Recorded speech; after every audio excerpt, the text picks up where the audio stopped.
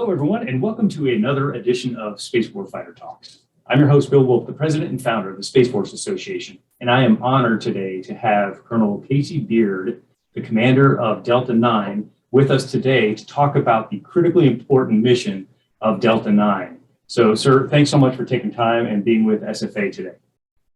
Hey, Bill, thanks for having me. Really looking forward to the conversation. Really appreciate the effort that SFA has put together on the Warfighter Talks. I think it's great to get the message out, inform the public, and build the advocacy that we need for this critical service and mission we've been given. So happy to be here. Appreciate that. The last time we spoke, it was about the capstone publication that you helped author. How has that document been received by the force, and can we expect to see a change to the document based on emerging capabilities? Yeah, Bill, I appreciate you asking that as well, because it wasn't a one and done effort, as you're alluding to. So to your first question, it's been received very well. And I think in that question, and what I'm about to kind of lay out here, it also speaks to the value that the service has on doctrine writ large. How do we intend to use and employ, build, generate doctrine to achieve the missions we've been given? That's not necessarily a given assumption that we would value and put a premium on doctrine itself. So I think just from the onset, the emphasis placed on propagating the doctrine, speaking about it, and educating folks on it speaks again to the value there. And there's a few examples I'd like to lay out as to why I think that's the case, why the service indeed values the doctrine that it currently has. The first piece is that you've seen, and your customers, your audience has seen on numerous occasions, that the SCP has been highlighted as a significant milestone in the service's young history. General Raymond, General Whiting, and others have tended to reference the publication of SCP as a key event in the young service's development, and that speaks again to the value of the doctrine itself. Digging a little bit deeper, even the headquarters of Space Operations Command, SPOC, commanded by Lieutenant General Whiting, had gone through a re-engineering effort to ensure that it was optimized for the mission it had been given. And in that organization, it is some of its units are organized around the core competencies listed in the Space Capstone publication. For example, combat power and information mobility. So again, there's some putting meat to the bone, if you will, application of the document. And again, too, you may or may not be familiar with the National Security Space Institute, the NSSI's course that they have developed specifically around the SCP itself. So they have a full-fledged curriculum that they are now training and educating both service members and members of the Joint Force and even our allies and partners on the content of the SCP, so they can continue to get ingrained knowledge and understanding of what really constitutes the SCP. And that was really the intent when we developed the SCP a couple of years ago, as we discussed, to inform the identity, the culture, the purpose of the service, and for us to embrace that internally as guardians, and for the rest of the Joint Force to understand what space power brings to the effort. And I believe there may have been one other question. If you could repeat the second question, I'm sorry. Yeah, really, it was about how often is it going to change? And I think when we spoke then, it was, to your point, it's doctrine. So it's not going to change that often, but I just wanted to hear, based on the emerging capabilities of the Space Force, is doctrine going to be updated? Is that Space Capstone publication going to be updated, or how often would it be updated? Sure. Another great question. So a couple of things in that response. One, doctrine spans a wide range of sources. So there's strategic level doctrine, capstone doctrine, which is, of course, what the SCP captures for the service writ large. But even when you go down to the tactical level, tactics themselves are a form of doctrine. And so the change rate of each of those levels of doctrine is different. So at the strategic level, that doctrine will be a little bit more established. It will take a little bit more time to change as the service needs to, reevaluates the best approaches to delivering space power. At the tactical level, however, given the dynamic environment we're facing, those tactics are going to be changing, iterating on a very rapid basis, weekly, monthly, if you will. To the FP portion of that, I would say this: I would continue to emphasize the importance of application prior to just going to change. So the idea would continue to be build the understanding, the knowledge, as I've alluded to a moment ago, in the force to understand what it's saying, and then to apply that into operational environments, into planning, execution, and debriefs. And then over time, the aggregate of all of those debriefs and the aggregate of the empirical experiences that we have can then find its way up to something that might say, and will likely say, hey, there's probably a better way to capture what we're doing to shape and vector the force in that way. So SCP will change. I would expect, I guess, bottom line, that those changes will be measured in years as opposed to months or even days, for that matter.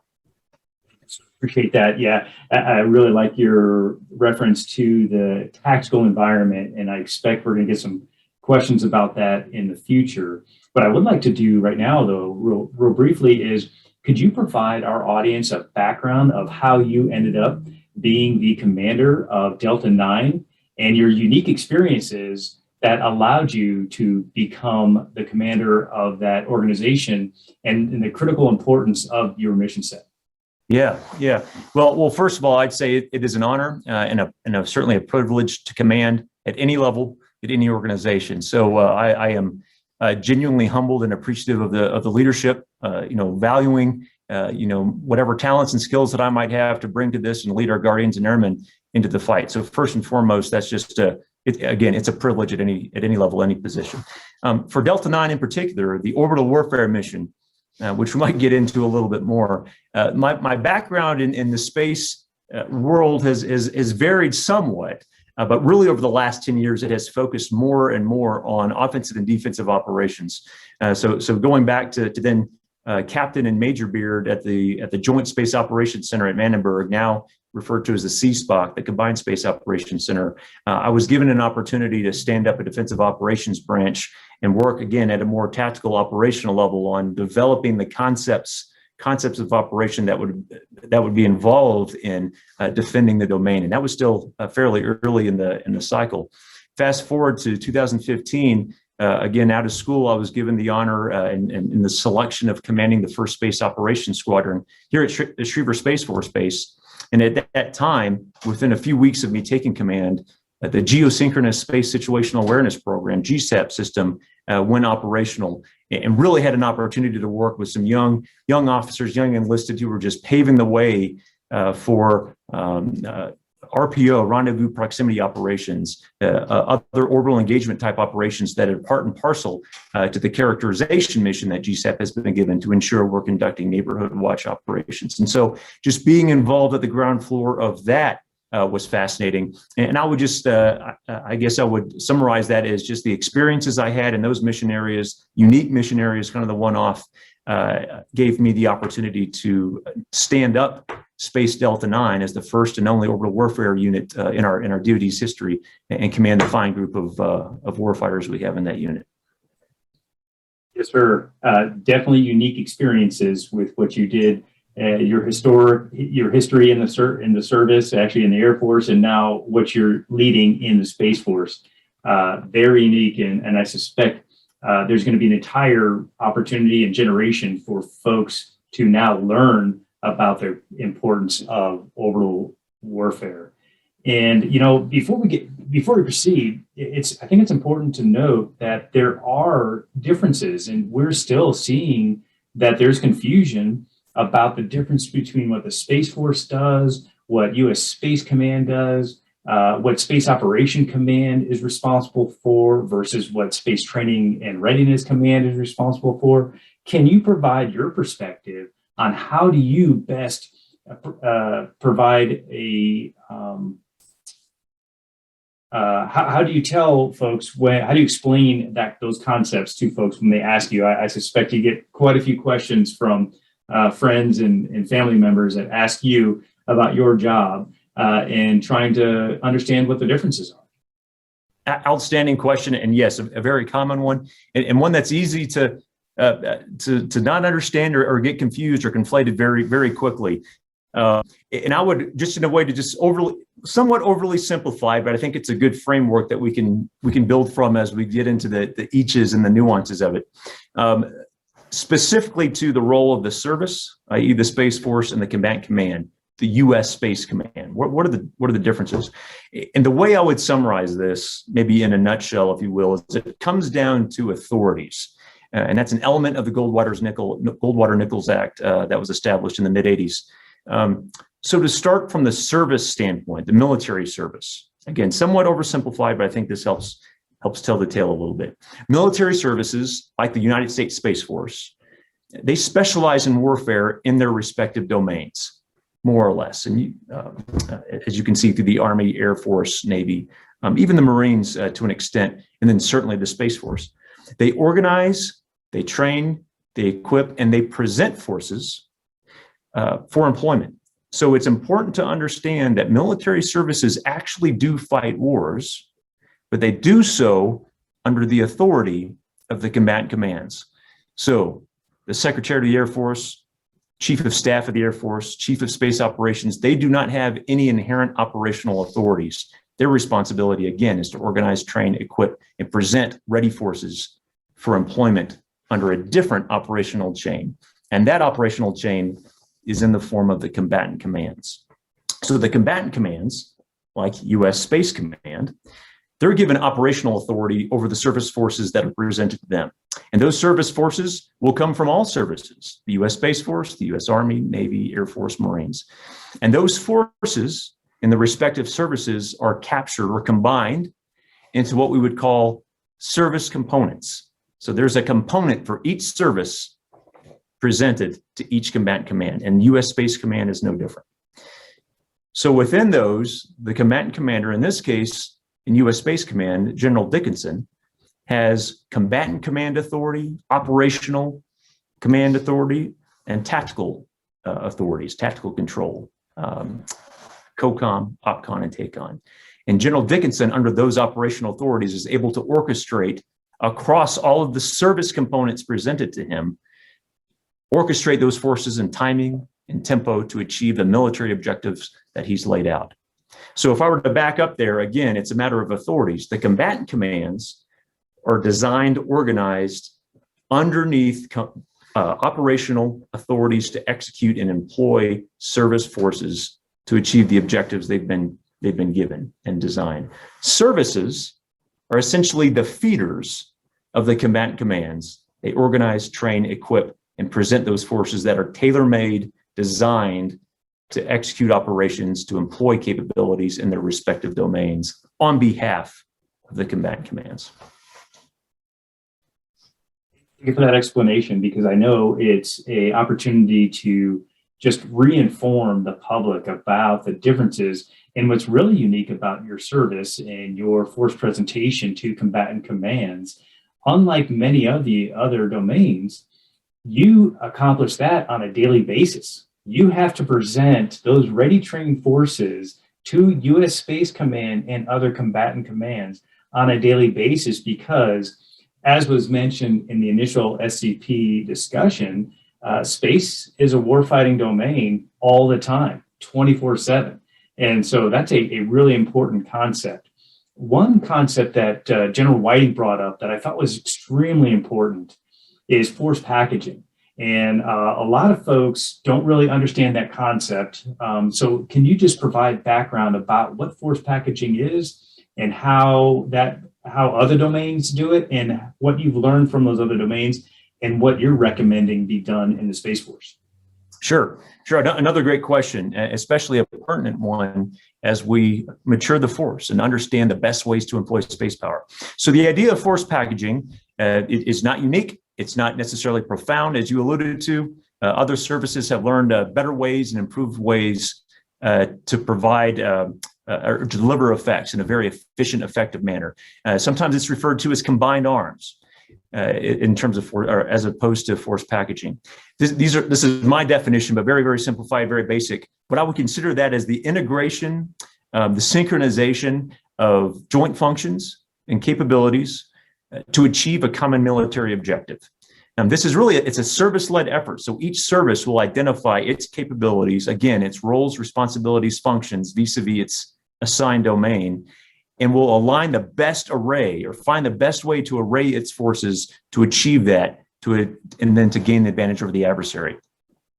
Other services, and I'll just use the Air Force as an example, as a former airman who had been steeped and trained in air power, and understands a little bit of that role. You think of the various capabilities, offensive counter-air capabilities, OCA, defensive counter-air capabilities. You have your high-valued air assets, your tankers, if you will, your AWACS standing off in their various orbits, making sure that they have battle management, command and control. They have logistics sustainment through refueling. You have offensive, defensive. You have ISR capabilities, perhaps special operations, et cetera, combat search and rescue. And all of these capabilities, complementary in their nature, are brought together in time and space to achieve a very specific objective in ways that are greater in some than any one part can bring by itself. And so that basic idea that has been learned over the decades and millennia of warfare and combat operations is no different than it could be in space. As the United States Space Force exists, it's documented in the SCP and other sources, first and foremost, to preserve freedom of action in the domain, provide independent options in order to enhance joint lethality. So the concepts here for space power, force packaging with space power, evolved maybe in this way. Here's another way to kind of think about this. Traditionally, space-based capabilities have been integrated, again, in timing and tempo with terrestrial forces. So when we talk about combined arms and force packaging, oftentimes space-based capabilities are part of that to enable terrestrial schemes of maneuver. For the sake of maybe simplicity here or an illustration, I would refer to that as vertical integration. Space to Earth, we're integrating directly. And oftentimes that type of integration can be almost done in stovepipes. Our missile warning capabilities are focused on specific missile warning support. Military satellite communication supporting scheme and maneuver. ISR assets, again, informing that. But what we haven't really seen is a sustained, growing, comprehensive need to integrate across Space Force forces, again, to achieve space-centric objectives or even joint objectives, even in theater. And I would suggest that the emergence of the orbital warfare mission, again, the mission that Delta IX is exclusively assigned to uphold, forces the need to integrate across the service, the need to protect and defend our critical assets in the space domain. It demands integration across, and that's what I would refer to as horizontal integration. And we had referred to this before SPOC. You'd asked the question about SPOC, Space Operations Command, maintaining the mission deltas, deltas 2 through Delta 9. And maybe a common misperception here is that the fight for space is Delta 9's fight to uphold because we're the orbital warfare delta. But in fact, it's why the service exists, preserving freedom of action in the domain, right? And so to achieve that, Delta 9 might be the main effort or a main effort by having the ability to do that in domain. But I also need space domain awareness, Delta 2. I need potential support and coordination with electronic warfare capabilities, Space Delta 3. I need to be able to, as a Delta 9 member, deconflict and coordinate my actions with the high-valued assets I'm defending, those potentially being in Delta 4 and Delta 8. I need intelligence, surveillance, reconnaissance support for my intel Delta, Delta 7. I need cyber protection for my terrestrial C2 nodes, that's Delta 6, helping me out there. And I need battle management, huge. I need battle management, command and control to integrate all of those. That's through Delta 5 and maybe other capabilities that could be brought online. And so that concept, just in a very fundamental nutshell, is what you can consider force packaging. I'll leave you with one more thing from the SCP that's important for your audience to understand. There are 5 guiding principles at the beginning of the SCP, and 2 of the 5 really speak to the need to force package on a much more broad scale. The first is that space operations are inherently global. They span the globe, they have effects across the globe, and they need to be seen from that scale. And the second one, and probably the more pertinent one to this discussion, is that space operations are inherently multi-domain. Our architecture has 3 segments to it, space architecture: the ground segment, the link segment, the electromagnetic spectrum, and the space segment itself. If I'm to preserve freedom of action in the domain, I have to preserve freedom of action in each of those 3 segments. If I lose access to any of the 3, I've lost access to space. So once again, in thinking about all the various disciplines and capabilities that are brought to bear, I also have to package my forces in a way that assures freedom of action in my terrestrial networks, my frequencies, my bandwidths in the link segment, and of course the critical assets on orbit. So all of those concepts are actively being looked at, scrutinized, developed literally as we speak, and are being documented so we can employ, train, exercise should the balloon go up, as it were, and we'll be ready for that. And it's an exciting time, I'll tell you. Thank you. That's a great explanation on force packaging concept and how you and the Space Force are helping to facilitate that. And I'm sure, and you even spoke about it a little bit, from a training and exercise perspective. And I know STARCOM recently stood up and they're talking about multiple exercises. So what are you working to create in terms of the culture for developing this expertise that needs to exist in the Space Force? From a mission commander perspective or a package commander, how are Guardians being trained? How often are they being trained to ensure that they can present those ready trained capabilities to combatant commanders? Another great question, and certainly another pertinent role that a military service would have in support of the command needs.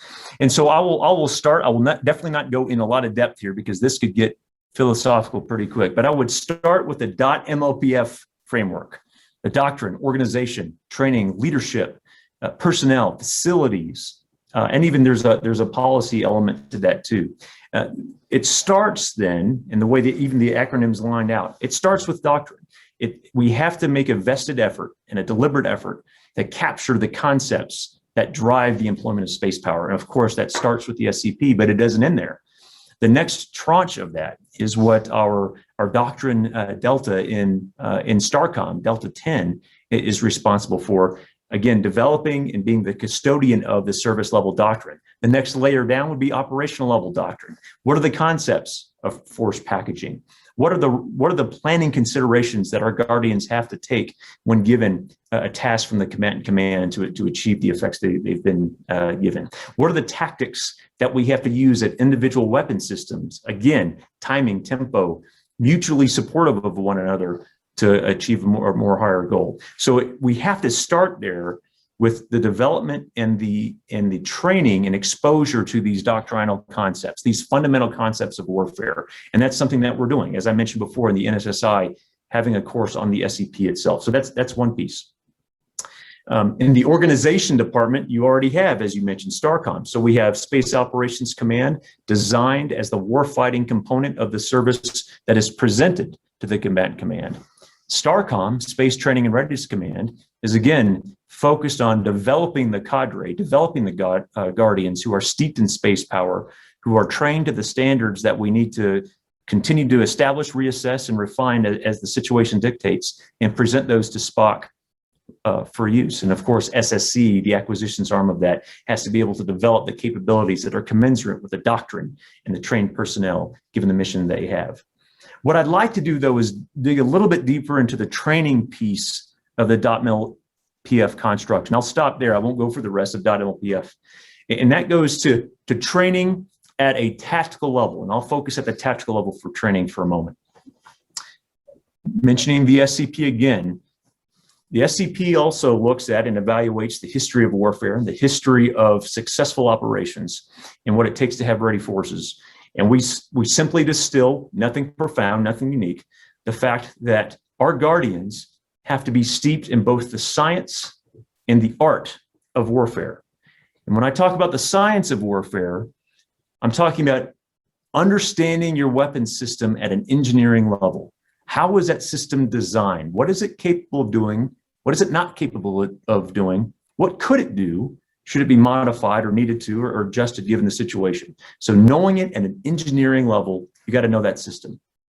And traditionally, we've been pretty good about that in our community, emphasizing that level of knowledge, more or less. And we can always continue to improve that as we go further.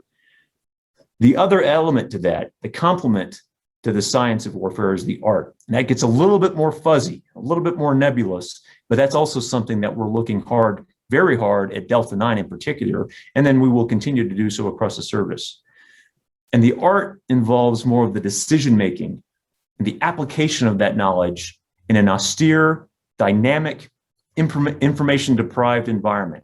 How do I take that knowledge? How do my guardians, young guardians, take the knowledge they've been given, apply it to the mission objective, and with confidence, with competence, and with teamwork, are able to make the right decisions on tactical timelines.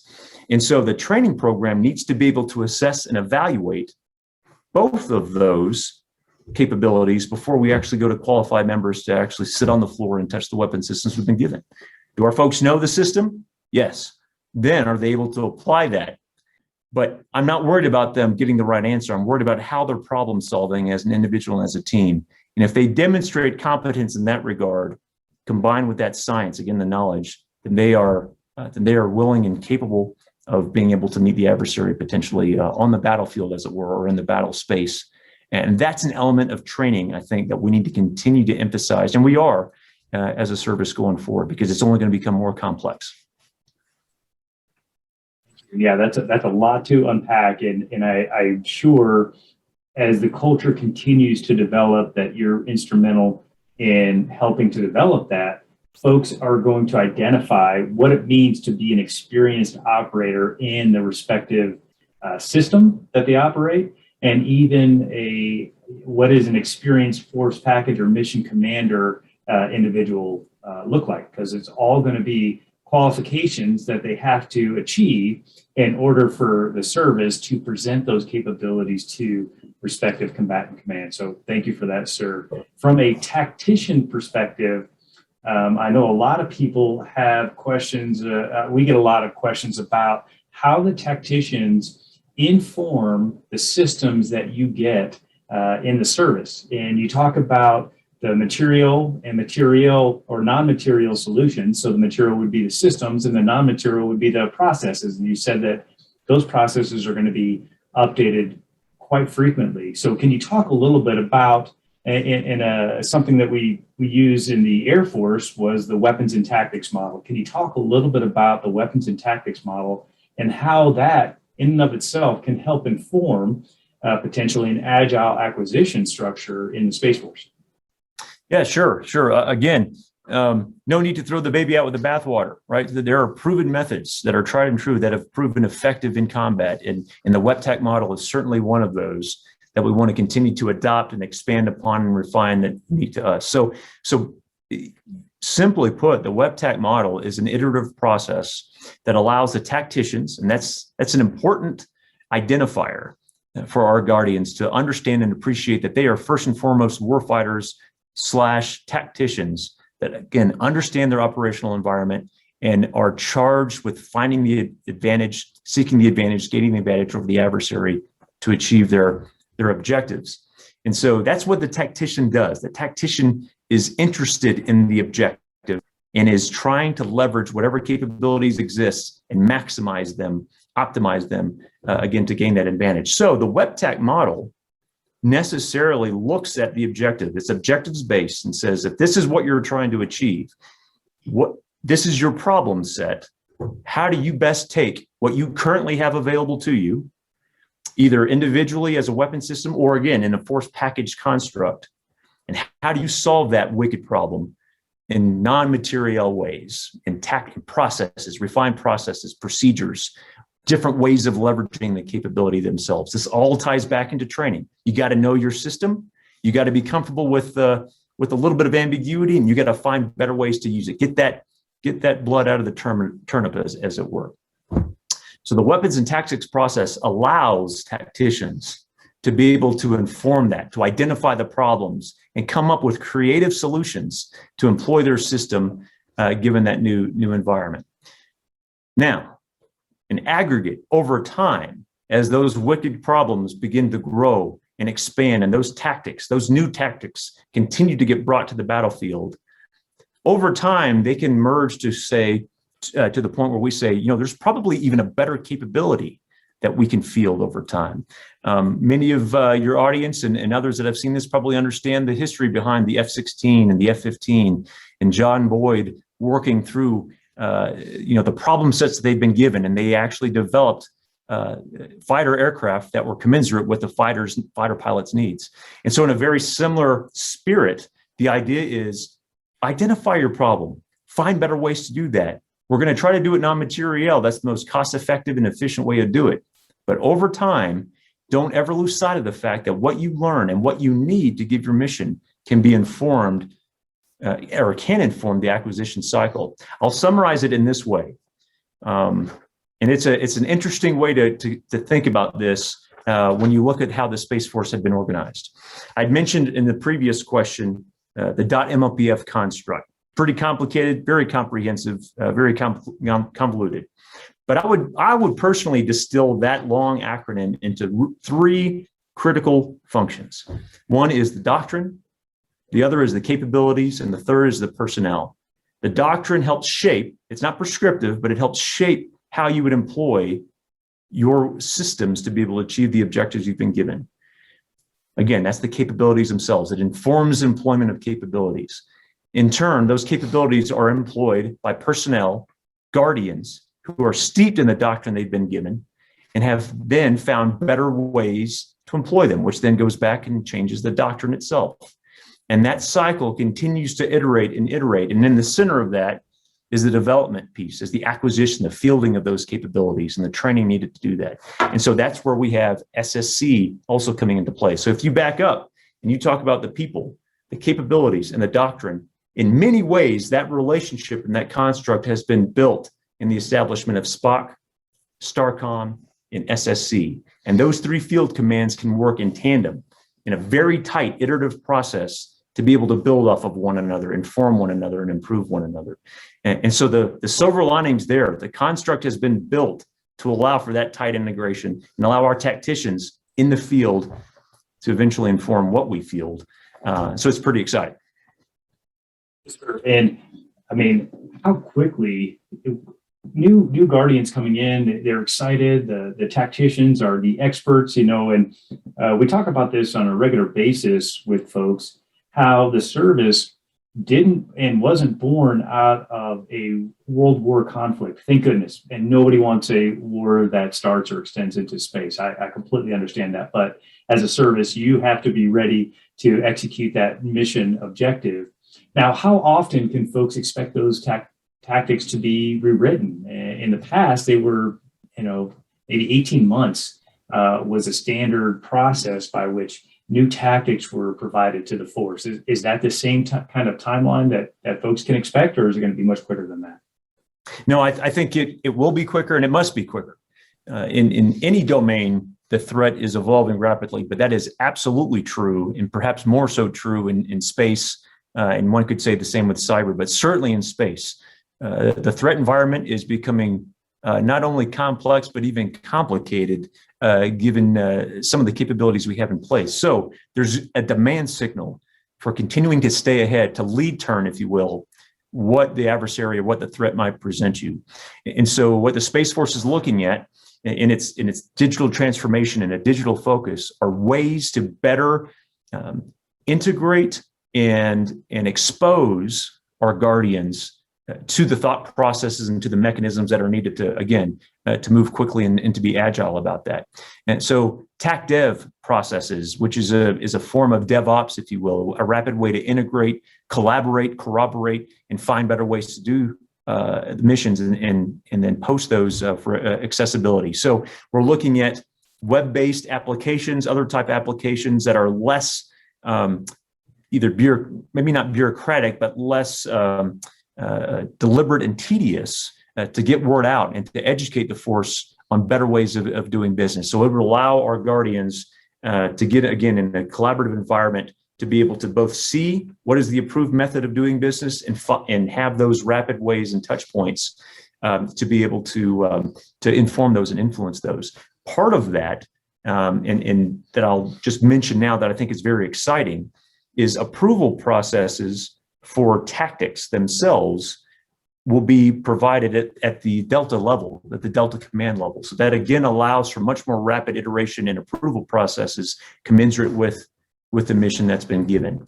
And if necessary, for much more robust, comprehensive, complex solutions, you have an entire field command, STARCOM, that can also aid in the validation of those tactics as well and maintain some oversight of it. But again, authorities combined with a much more digitized, informationized approach will allow us to be more responsive and, again, lead turn the threat. And I'm looking forward to that and seeing that process expand in the service as well. Now, to summarize everything we talked about today, before we open it up to the audience for just a couple of questions, can you provide a vignette on how all the concepts we discussed would help the service prepare experts to respond to threats such as a anti-satellite weapon? Yeah, I think the idea is, first and foremost, if we broach that problem as a service-wide problem and not as a Delta 9 problem per se, and in fact, that's not how we're doing it. We are certainly seeing that as a service problem. That gets us in the right frame of mind. It's everyone's responsibility to see what they can bring to bear, and that gets into force packaging concept. And so the type of efforts we're working, again, I've mentioned this before as we speak, are to continue to codify, refine, and document, and then train, exercise those service-wide concepts that would allow for that horizontal integration across spot forces, and that would then be reinforced by STARCOM to then have to train and exercise those fielded forces, and then would further, more long-term, influence SSC in terms of the capabilities that it fields or that it acquires to be able to enable those basic concepts of operation that are still being developed. So it's a collaborative effort, service effort that requires involvement from all three field commands, as well as the demand signal from the combatant command, who has the authority to employ those forces in time of war, working together to make sure that we have a common understanding of how we're going to employ the forces that we've been presented. It ranges across .MLPF, the doctrine, how we're organized, how we employ the organization and leverage the organization, how we train, what we train, and what we field, and the types of leaders that we build to be able to employ those. And so it's all these moving parts really comprise the fundamental role of a military service. And we need that type of dedicated focus, commitment, resources, intellect to be developing those types of capabilities, the doctrine, et cetera, needed for the space domain. That's why we have a Space Force. And it covers all of that. And that's the silver lining in all of this, is that we have an incredible opportunity to take advantage of all those moving parts to do that in a unified manner, not in a stovepipe manner, and to deliver the world's greatest military capabilities, both for ourselves, for our nation, and our allies. And so I'm looking forward to that. It's a challenge. Nothing but what I said was easy. You got to do some stuff from the ground up. There's no playbook for establishing a new service, but I tell you what, the ability to influence it, to make your mark at all levels, it's there, it's real, and we need you. And we need our guardians to be thinking in those terms. So again, I'm excited to be part of it, honored to be a commander of Delta 9. Hey, I'll have to say this, best Delta out there, but again, as I mentioned, we can't do it without the others. So even more proud to be wearing the Space Force patch and be part of the team that's standing this up. So thanks again, Bill, for the great questions there. Yes, sir. If you've got just a couple more minutes, sir, I'll take just a couple of questions from the audience, if that's all right. Okay. Real quick, and this kind of rolls into a presentation we were a part of at the Air Force Academy recently. It has to do with new accessions into the Space Force. So we had the opportunity to host an event with Mr. Isaacman, commander of Inspiration 4, which raised over $250 million to support St. Jude's. He gave out rank flown on that mission in September to Air Force Academy cadets. What advice would you have for these new Space Force selectees? And what are they about to become a part of? And how do you retain that talent? So I'd say I'm just going to a little bit of a continuation on what I mentioned before. First of all, again, there is no playbook out there for establishing a new service, for standing that up. So the first question would be, you have a direct or the first statement would be, you have a direct contribution to shaping, molding, and establishing a military service. It's uncommon. So my question then would be, what is your contribution going to be? And here's what I would say, the attitude for every one of you, whether or not you're coming in brand new or you've already been in the service. And I tell this to the Stormbringers of Delta 9, own it. It is yours. Nobody else has a responsibility for establishing this service and presenting space power other than you. Now, others might have opinions, perspectives, and certainly have a vested interest in it, no doubt. But this is yours, so own it and embrace that. We need folks that see this as a once-in-a-lifetime opportunity. Right? It's easy to sit back and maybe critique or adjust or assess how things are going. It's harder to roll up the sleeves, get a little dirty, maybe get a little frustrated with some things as you go through challenges, but also look at some of the progress on the other end and say, I was part of that. And so that's an exciting time. It motivates me every day. Every day I go into work, regardless, despite how awesome Delta 9 is and the mission we've been given, just the ability to establish the service. That's one thing. So come into work ready to own it, ready to learn, be ready to develop, be ready to pay it forward and teach, and then be ready to lead, because I'm going to need you. Come with me, right? I think there's another statement I would make, and I talk to my Delta 9 folks all the time about this, because this is something that is bigger than just the service, and it is the privilege of being able to wear the uniform and what that means. We need to appreciate the profound and the solemn meaning of military service. It's a solemn mission that we're charged with, one that exists to ensure that our freedoms are in place. We all raise our right hand to support and defend the Constitution against all enemies. And that to me is the most, again, profound, motivating factor that anybody else can give. Not anybody can do what we do in the military. And I thank you all for your service. That's probably the final statement I would make. To those new Guardians, thank you for raising your right hand, for wearing the uniform, wearing the flag. And again, because you've done that, follow with me. I'm ready. I'm ready to learn. I'm ready to be developed, to lead, and then to pay that forward as well. So if you kind of take all those things into consideration, own it, be excited about what you're doing, get a little dirty, make a few mistakes, fail forward and improve it, and then also keep context of what military service is about in the back of your minds all the way through it, then you're going to be in a good place. And we've got plenty of work for you to do. Great words, sir. Last question, and we get this one a lot. How can industry help? I mean, there are so many industry partners out there that want to contribute to your mission set. What is the best way for industry to get involved? Well, so in one sense, pay attention and kind of follow along with your warfighter talks first to hear directly from the Guardians, the warfighters, on what our story is, what our challenges are, what we're having to deal with to ensure that what industry is developing is tailored for our needs. Now, at the same time, we don't always know what we don't know.